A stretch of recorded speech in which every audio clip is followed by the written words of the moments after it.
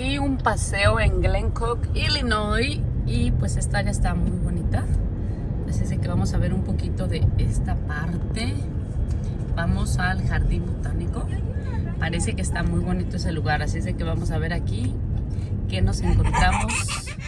Hola mis crayolas, bienvenidos a Disfrutar con Lila, y en esta ocasión vamos rumbo al Jardín Botánico en Glencoe, en Chicago. Así es de que vamos a ver qué nos encontramos en este jardín. Es un lugar muy grande, pero vamos a ver qué nos encontramos. Yo no he ido a este lugar, así es de que siempre hay una primera vez y nos tocó recibir un poco de lluvia antes de entrar, pero muy bonito. Eso sirvió para bajar la temperatura y pues como pueden ver se soltó. Así es de que se disfrutó del sol a la lluvia y después otra vez al sol, así de que muy bonito nos tocó el día para andar viendo por ahí. Nos tocó esta vez ir a ver en el trenesito porque cuando entramos seguía lloviendo, así es de que para poder ver nos tocó este paseo en tren, y pues ya después les vendrá otro video de lo que vimos caminando. Así es de que gracias y bienvenidos a disfrutar de este paseo al Jardín Botánico en Glencoe, Illinois. Así es de que gracias a los que llegan, no olviden dejar su dedito. Espero y disfruten este video y ojalá y lo puedas ver hasta el final y me dejas 2 corazones. ¿Para dónde Gracias y bendiciones. Acá. ¿Para dónde? ¿Allá? Ok, sí, yo creo que sí. Vamos a ver acá. ¿O para acá, Luis? De este lado. Ellos ya van de salida, ven para acá. Oh, Pues ahí está el letrero, hijo. Ay, qué hermoso, mira. Acá es la entrada, Luis. Thank you so much. Oh yeah, people complain about it, so I like the war. Thank you.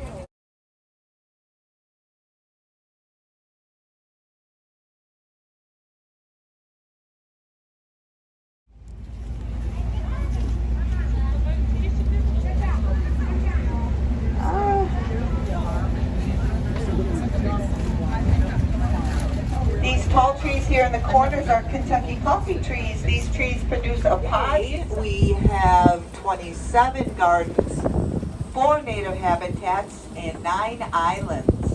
We have 385 acres of land, of which 81 acres are water.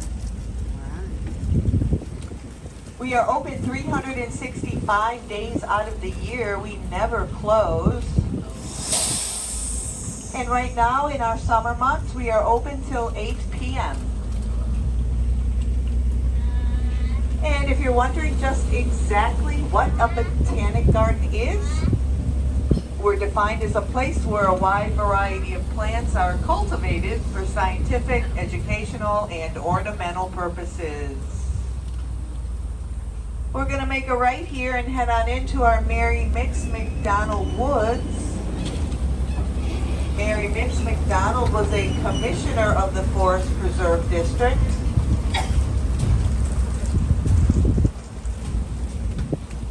Here we have 100 acres of natural oak woodlands. This looks the same as it would have over 200 years ago. Our staff and volunteers came in here with chainsaws and heavy equipment to get rid of all the invasive plants, the buckthorn and garlic mustard. And then they planted over 200 different varieties of native plants to bring this back to its very healthy ecosystem. The woods are a great place to take a walk if you like to walk through the woods. There's nice trails leading all through there with all kinds of great information all along the way.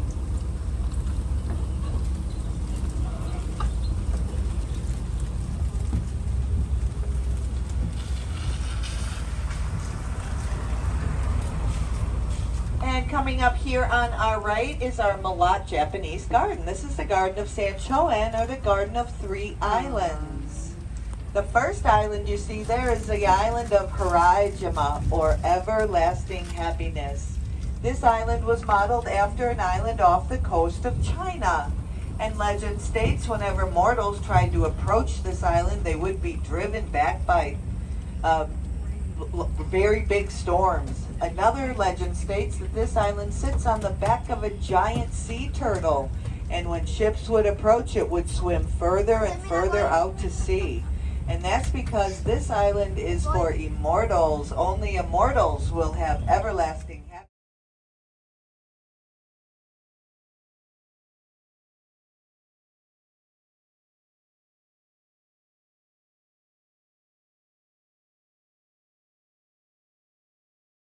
Futo, or the island of pure, cool breezes. Notice the arbor house that sits on top. This provides a resting place. This island is for mortals. It's for walking and strolling. This island also has raked gravel that represent the waves breaking onto the shore, and big boulders that represent the islands. It was all done in the tradition of Zen Buddhism.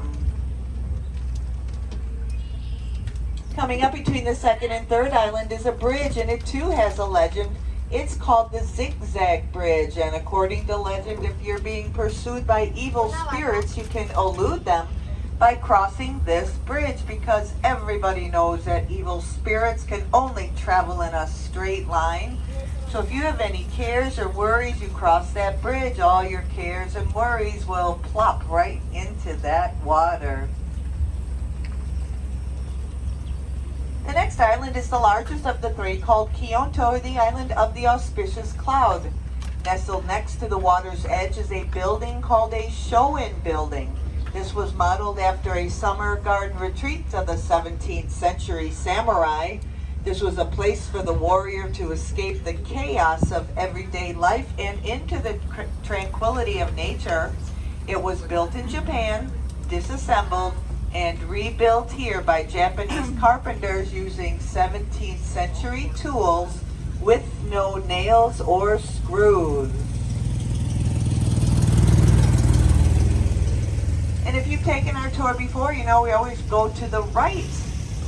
But this time we are going off to the left because we're doing some renovation down at the south end of the garden. So I'm going to give you a behind the scenes look and how we keep the garden so beautiful at all times. So here we go. Over on the left there, if you've noticed that golf course, that's the Glencoe public course. It is a beautiful golf course. I do get questions about that. If you are a golfer, go play Glencoe. It's really, really nice. These brown buildings here are pole barns. This is where we store our displays. If you've been to our Lightscape show in the winter time, this is where Lightscapes, all the display items are stored, along with other events we have here. And we're coming up to a really nice building called the Rice Science Center. This is where our scientists and our volunteers do their research. The building is very green. It won all kinds of awards for its very environmentally sound design.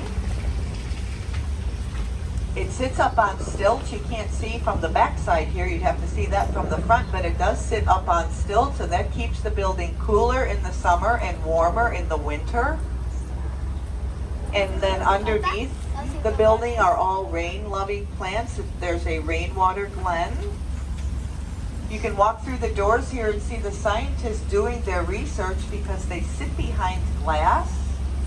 And then there's phones in there. You can pick up a phone and talk to them if you have a question to ask them. Really a wonderful building.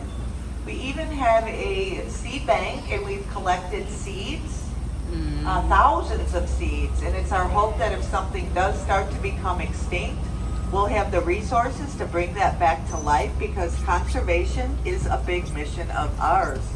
We also have a two rooftop gardens, and you can go up on the roof. And right now they're holding states. Today, except for a few isolated areas, all of our prairies are gone. Nowhere will you find these 6 prairie types developed between 1983 and 1996. Notice these tall trees we're passing? These are called bur oak savannas. These were the only tree to survive a prairie fire. The reason they could survive is they have a very thick cork-like bark. Prairie fires were a natural occurrence caused by lightning, and many times the Native Americans would start them to chase out the animals for their game. The bur oak savannas were a very important tree to our early settlers who used them as landmarks and lookouts. Right now we're going through the most common prairie in Illinois. It's called the tall grass prairie. Many of these grasses here will get up to 12 feet tall, and the roots go twice that deep. So many of these roots will go down 20 or 25 feet, and that's the reason why the prairies could survive a fire.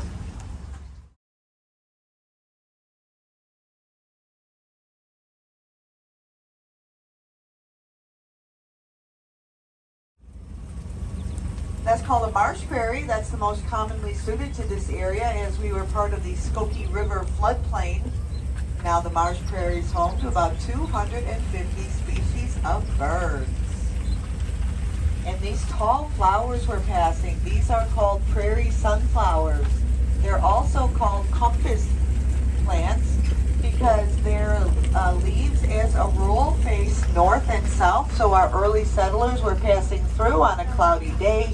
They could follow these plants and know which direction they were going. The prairies are just beautiful right now. Another prairie's on our right here. This hill is called a gravel hill prairie. When the glaciers melted, heavy particles of sand and gravel quickly settled, forming these hills. The grasses at the top tend to be shorter because of the harsh winds. The grasses at the bottom do get a little taller. They're protected by the wind and receive more water. The brick wall over on our left is a soundproof barrier. It's about 1.5 miles long. We've also planted about 6,000 trees and bushes to try and help cut down on that traffic noise. And we've planted that many on the other side of that wall, and we have a project going with the Department of Transportation to see how certain plants are affected by car pollution or by the salt that's put down in the winter time.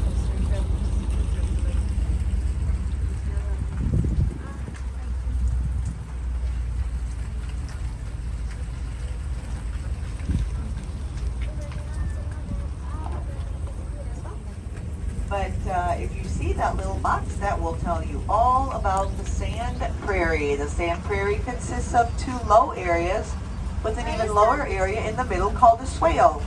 Sand prairies are very common around the sand dunes of Lake Michigan. And as we leave our prairies, once again notice the bur oak savannas that were always found on the edges of the prairie. This is to show you what an actual prairie would have looked like many, many years ago. Of course, it would have been miles and miles long.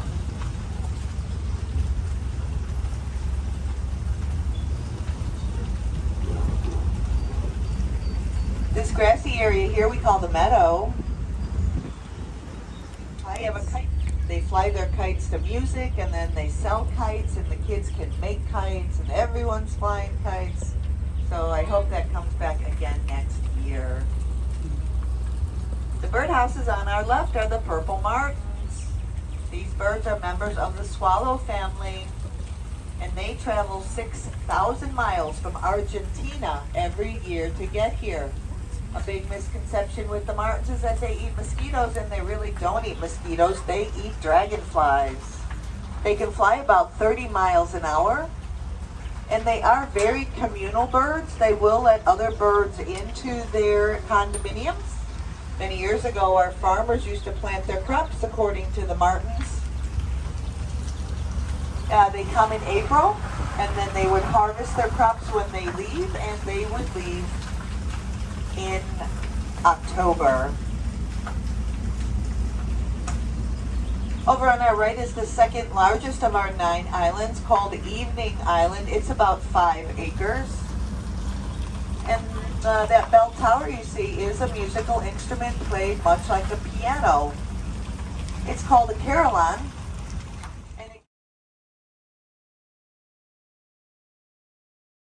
acres. Took 2.5 years to complete and is surrounded with 300 crabapple trees. So this is spectacular in springtime. The bridge you see there is called the Serpentine. It leads from the main island over to Evening Island. And if you take the Serpentine Bridge up on the main island, you'll come to a really nice woodland walk. It's through those tall trees there.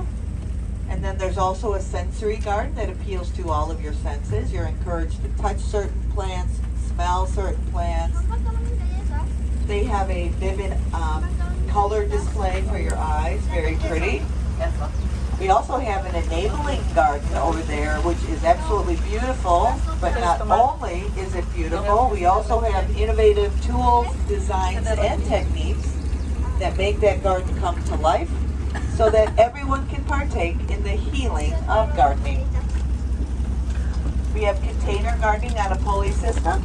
We have looked with Spider, so he asked us to name it Spider Island.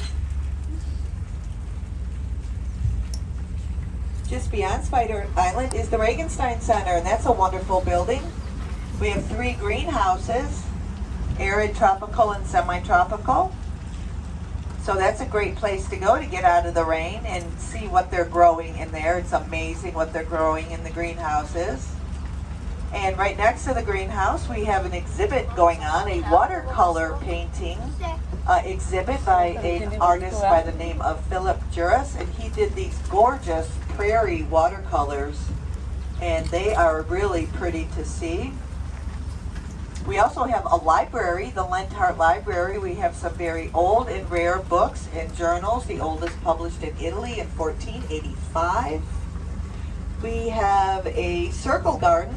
You'll see that behind the little brick fence there. That's the circle garden. Flowers are planted 3 times throughout the growing season, so there's always something blooming. And the model railroad garden is there as well. 18G scale trains run around on tracks. They pass by landmarks made out of all natural material from all across the U.S. It is a ticketed event, but it is a fun garden to go in. And all this seems left. We just planted some magnolia trees. These will be pretty in a few years when they mature. And on the right is the state tree of Ohio. These are the Ohio Buckeyes. These trees are beautiful in the spring. They have these great big flowers. The flower then fades and a fruit forms. Inside that fruit is a nut. And someone a long time ago said it looked like the eye of a male deer and named it the Buckeye. Interesting thing about those nuts, though, is that they are poisonous to humans, but not to animals. Oh.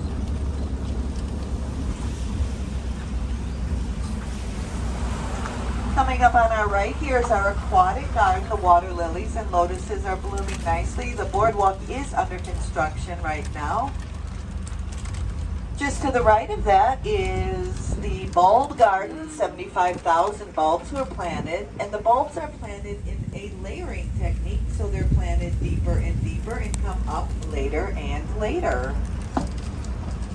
The fruit and vegetable island is there on our right. We have the largest display of fruits and vegetables in the Midwest. Over 500 varieties are growing on our island. We even have an apple orchard out there.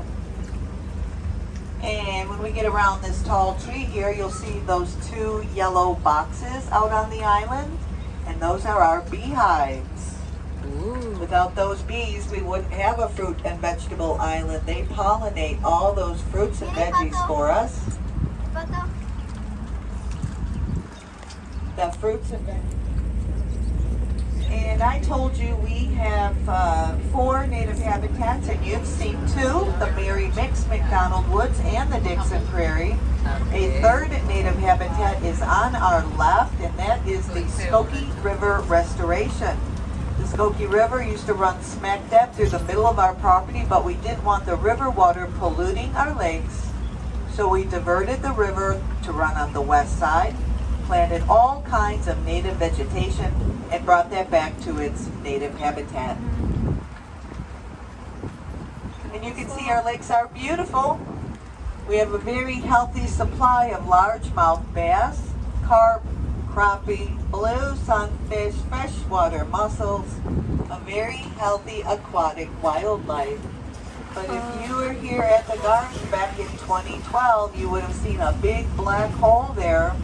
We had to drain that lake, it's called the North Lake, to fix our eroding shorelines. The shorelines were eroding at a very quick pace, and something had to be done, so a decision was made to drain that lake. But first we took out all the aquatic wildlife, and then we drained the lake. We took all the water, put it back here in the Skokie River, and then began the job of fixing the shorelines. It took over 2.5 years to fix our shorelines.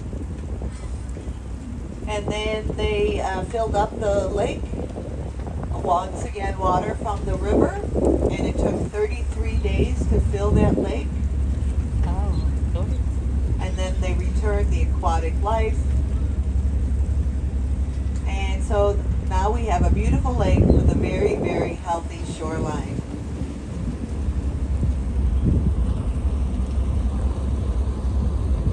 These 3 trees coming up on the right are interesting. They're in a semicircular pattern. These are Siberian spruce trees. These trees here could grow up to 150 feet tall. Those are about 50 or 60 feet now. So they do have some growing to do. The signature tree here at the garden is the weeping willow. You'll find them all around our 81 acres of water. They like to be by the water. Their roots need a lot of water for those massive trees. And this tree is interesting on the right here. I'm going to slow down so you can see the very sharp needles on this tree. Look at the trunk of this tree. You wouldn't want to climb this one. This is a cockspur hawthorn, and those needles are so hard and so sharp that our Native Americans used them as sewing needles because they could go right through the hides of animals.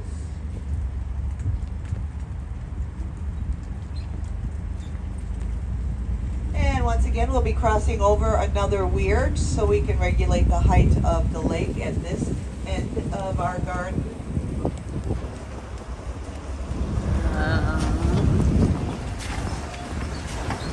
And I would like to mention our volunteers. We only have 200 full-time employees. We have over 2,000 volunteers. Volunteers can be found in every aspect of the garden. They're office workers, carpenters, plumbers, electricians, and of course, many, many gardeners. If you're interested in joining our volunteer staff, please stop by the information desk. Our Butterflies and Blooms is coming up here on the left. It is a ticketed event. You need a ticket to get in, but we have over 300 free-flying exotic butterflies and moths that fly around.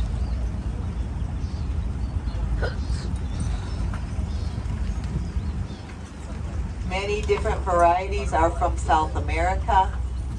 That's a fun place to visit. Just beyond, we have the Regenstein Center. That's where we have all those classes. We have cooking, photography, painting, gardening classes, of course. Check online to see all the classes that are available. The Children's Nature Center is here. We have, you won't find any swings or slides. It's all rolling hills for the kids to roll around on. There's hollowed out logs to crawl through. There's big boulders to crawl over. There's a stream. You can kick off your shoes and socks and walk through the water. There's a children's garden in the back. It's really a lot of fun. These little trees that we're passing here on the right, these are ginkgo trees. Those are the oldest trees known to man, and we know this because the fossilized leaves of the ginkgo were found in the bellies of the fossilized dinosaurs.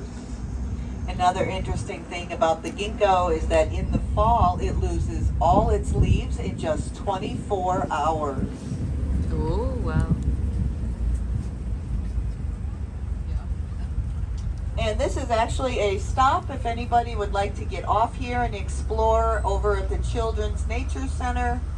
You can do that. We are a very short walk from where we started at the Visitor Center, but you are welcome to get off here if you like.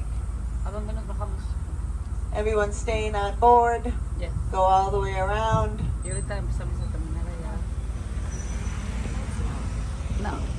Vamos, queremos a para donde está la fuente y aquello, ¿no? Por allá. Ajá. Alrighty, we're going to head on out now and go back to where we started at our visitor center. Over on our right there, that's another island. It's called Bird Island. It is a good name for it. It is an uninhabited island. We do see migrating birds that are coming either from the north or from the south. On the right of the cab right here, this green plant you see, that's milkweed. That is the only plant that the monarch butterfly will lay its eggs on. So plant more milkweed. The monarch population is dwindling.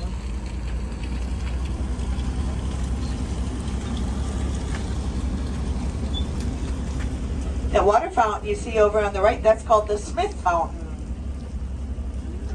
And we are coming back to our visitor center, and in our visitor center we have our membership services. We have the info desk. We have a cafe with indoor and outdoor dining.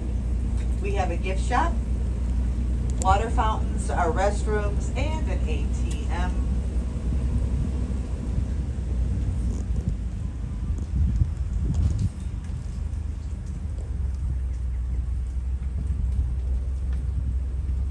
And one more thing I would like to leave you with before you deboard, and that is our mission statement, which is to cultivate the power of plants to sustain and enrich life. And it's our hope that by visiting the garden today, you have been inspired to do the same. So once again, my name is Carol. I thank you very much for taking my tour, and enjoy the rest of your day at the Chicago Botanic Garden.